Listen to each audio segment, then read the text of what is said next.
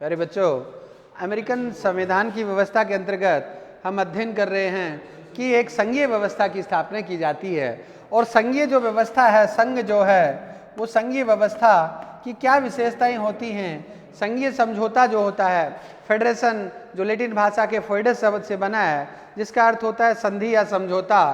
तो इस संधि और समझौते के माध्यम से जो हम समझ रहे हैं संघीय शासन व्यवस्था, क्या होता है संघीय शासन व्यवस्था। देखिए, तुलनात्मक रूप से, एक सैद्धांतिक रूप से हम अध्ययन करें तो व्यवस्थाएं एक एकात्मक शासन व्यवस्था होती है, दूसरा संघ शासन होता है। एकात्मक शासन और संघ शासन की विशेषताओं में क्या अंतर है? जहां शासन की समस्त शक्तियों का केंद्रीकरण केंद्र में हो और केंद्र के माध्यम से संपूर्ण राज्य में शासन व्यवस्था स्थापित की जाए, जहां शक्तियों का दूसरा कोई माध्यम न हो, अर्थात सारी की सारी शक्तियां केंद्र में जब स्थापित होती हैं, ऐसी स्थिति में उसे सैद्धांतिक रूप से एकात्मक शासन व्यवस्था कहा जाता है। जैसे उदाहरण के तौर पर ब्रिटेन की शासन व्यवस्था में सारी शक्तियों का केंद्रीकरण है, वो संसद तथा उनके प्रधानमंत्री तथा केंद्र में स्थापित होता है, न कि प्रांतों में, न कि काउंटी में। उनका जो है वो शासन की समस्त शक्तियों का केंद्रीकरण केंद्र में जब होता है तो वो एकात्मक शासन जो पूरी एक जैसी नीति के द्वारा संपूर्ण राज्य में उस व्यवस्था को अपनाया जाता है, तो एकात्मक शासन होता है। अमेरिकन शासन व्यवस्था का आधार जो संविधान है, उसके अंतर्गत अमेरिका में शासन व्यवस्था है वो संघीय शासन को अपनाया गया है। और संघीय शासन व्यवस्था के अंतर्गत क्या क्या कैरेक्टरिस्टिक्स होंगी, क्या क्या विशेषताएं होंगी, ये हम अध्ययन करते हैं। अर्थात किस व्यवस्था को हम संघ शासन कहेंगे, संघीय शासन कहेंगे। तो अमेरिकन संघीय शासन में जो होता है दोहरा, जिसे हम शासन कहें दोहरे रूप में, अर्थात शक्तियों का विभाजन पाया जाता है। जो विशेषता मुख्य रूप से होती है पहली, वो होती है शक्तियों का विभाजन। शक्तियों का विभाजन एक हमने पढ़ा था पहली कक्षा में, पहले इससे पूर्व की कक्षा में, कि शक्तियों का पृथक्करण होता है, एक शक्तियों का विभाजन होता है। प्यारे बच्चों, इसका क्या अंतर है? शक्तियों के पृथक्करण से अभिप्राय यह है कि केंद्र के स्तर पे ही किसी एक व्यक्ति या एक संस्था में शक्तियों का केंद्रीकरण नहीं होता है।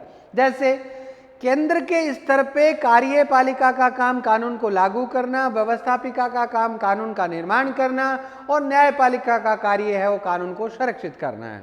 अर्थात केंद्र के स्तर पे शक्ति का तीन स्तरों में, तीन संस्थाओं में विभाजित हो गया।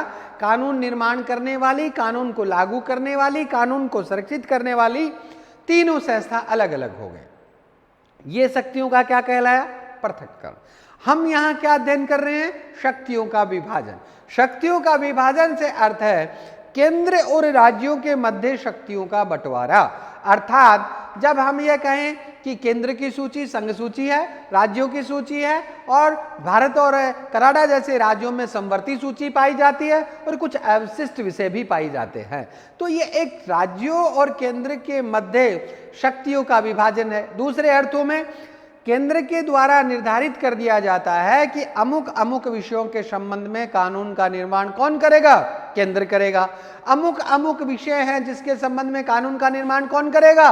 राज्य करेगा। बचे हुए कानून के मध्य दोनों करेंगे, और कुछ ऐसे विषय हैं, अवशिष्ट हैं, जिनको स्पेशल पावर दे रखी है कि इस विषय के संबंध में अवशिष्ट विषय केंद्र के माध्यम से संचालित किए जाएंगे।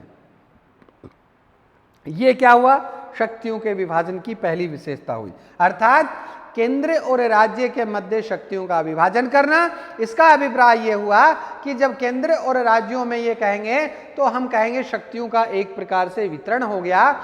एकात्मक शासन के अंतर्गत शक्ति पूरी केंद्र पे रहती है, जबकि संघीय शासन में शक्तियां हैं केंद्र और राज्य में वितरित रहती है। केंद्र और राज्यों में विषयों के अनुसार वितरण होता है, तो शक्तियों का विभाजन होता है। दूसरी विशेषता क्या होगी? संविधान की सर्वोच्चता।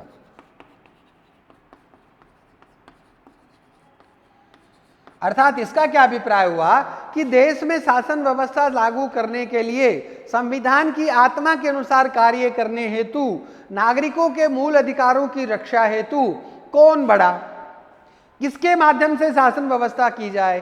तो एक ही जवाब है, वह है संविधान।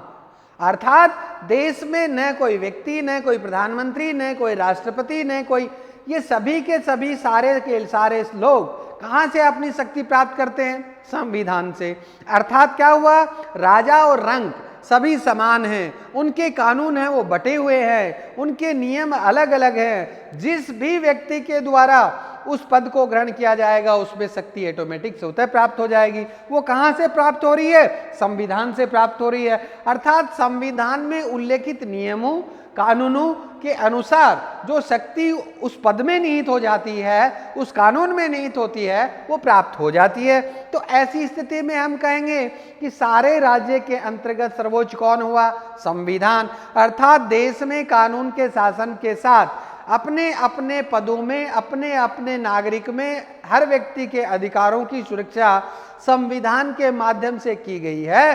तो ऐसी स्थिति में क्या हुआ? संविधान की सर्वोच्चता की बात हुई, संविधान सर्वोच्च हुआ, तो संविधान की सर्वोच्चता हुई। तीसरी जो बात है, तीसरी जो विशेषताएं हैं संघीय शासन में, वो होती है न्यायपालिका की सर्वोच्चता। न्यायपालिका की सर्वोच्चता। तो न्यायपालिका की सर्वोच्चता का अर्थ है सुप्रीम कोर्ट। अर्थात केंद्र और राज्यों के अपने अपने कोर्ट होते हैं, लेकिन मुख्य रूप से एक क्या होगा? सुप्रीम कोर्ट, उच्चतम न्यायालय होगा, जिसके माध्यम से पूरे देश में न्याय को संरक्षित करने का कार्य किया जाएगा। राज्यों के अपने अलग न्यायालय होंगे, केंद्र का अपना सुप्रीम कोर्ट होता है। अर्थात इसका अर्थ ये नहीं है कि केंद्र और राज्य के न्यायालयों में भिन्नता है, नहीं, सारे के सारे न्याय की प्रक्रिया ऊपर से लेके नीचे तक एक है। लेकिन उसको कार्य क्षेत्र के रूप में देखें तो हम देखेंगे प्रांतों में भी न्यायालय होते हैं और अल्टीमेट सबसे बड़ा न्यायालय होता है वो सर्वोच्च न्यायालय है। तो न्याय की एक एकीकृत व्यवस्था तो है, लेकिन उसका वितरण है, उसका क्षेत्रों में विभाजन है। तो एक सर्वोच्च न्यायालय या न्यायपालिका की सर्वोच्चता या न्यायपालिका की स्थिति बनी होती है जहां न्यायपालिका की व्यवस्था होती है। ब्रिटेन जैसी व्यवस्था में पहले न्यायपालिका की व्यवस्था नहीं थी। 2005 के बाद वहां भी सर्वोच्च न्यायालय की स्थापना हो चुकी है। तो हम ये कहेंगे कि संघीय शासन के अंतर्गत मुख्य रूप से इन तीन विशेषताओं का पाया जाना अनिवार्य सा है। लेकिन इसके अलावा भी हम ये कहेंगे कि नागरिकों को होने वाले राज्यों की नागरिकता से संबंधित दोहरी नागरिकता प्राप्त होती है। कुछ राज्यों को नागरिकता है, वो राज्यों की, कुछ राज्यों में व्यक्ति को राज्य की नागरिकता पहले प्राप्त होती है और फिर केंद्र की। अर्थात अमेरिका के मूल निवासी की हम बात करें तो वहां पे व्यक्ति को दो प्रकार की नागरिकता प्राप्त हुई, एक राज्यों की नागरिकता और एक केंद्र की नागरिकता।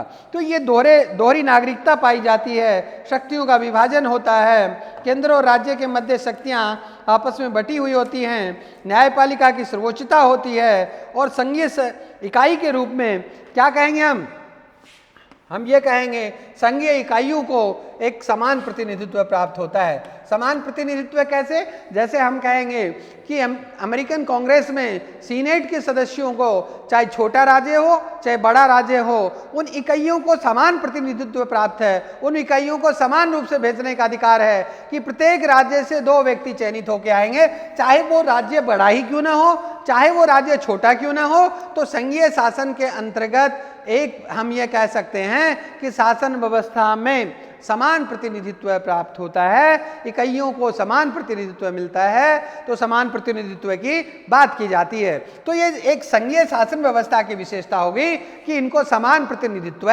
पाया जाता है, समान प्रतिनिधित्व मिलता है। तो ये संघीय शासन की विशेषता है। राज्यों की जो प्रादेशिक अखंडता वह अनुल्लंघनीय है, अर्थात उसको कोई भी चैलेंज नहीं कर सकता है। राज्य है वो अल्टीमेट अखंडित नहीं हो सकते हैं, अर्थात प्रांतों को यह अधिकार नहीं है कि वो केंद्र से अलग हो जाएं, ऐसी शक्ति उनके प्राप्त नहीं है। इस कारण से एक एकीकृत राज्य तो रहता है, लेकिन उनमें शक्तियों का जो है वो वितरण होता है, शक्तियों का है वो विभाजन होता है। तो शक्तियों के विभाजन की बात करी जाती है। तो प्यारे बच्चों, संघीय शासन व्यवस्था की जो स्थापना है, उस संघीय शासन व्यवस्था में अमेरिका में जो निहित शक्तियों का सिद्धांत हम पढ़ेंगे, उसके अनुसार ये मुख्य विशेषताएं इसमें पाई जाती हैं। अर्थात पहली बात, वहां शक्तियों को आपस में केंद्र और राज्यों के मध्य विभाजन होता है। विषयों के अनुसार अमुक विषय के संबंध में केंद्र कानून बनाएगा, अमुक विषय के संबंध में राज्य कानून बनाएगा। तो शक्तियों का विभाजन पाया जाता है, संविधान की सर्वोच्चता होती है, न्यायपालिका की व्यवस्था की जाती है, अर्थात एक अपना कोर्ट होता है, न्यायपालिका की सर्वोच्चता होती है। तो न्यायपालिका की सर्वोच्चता के आधार पे उनको कानून को संरक्षित किया जाता है।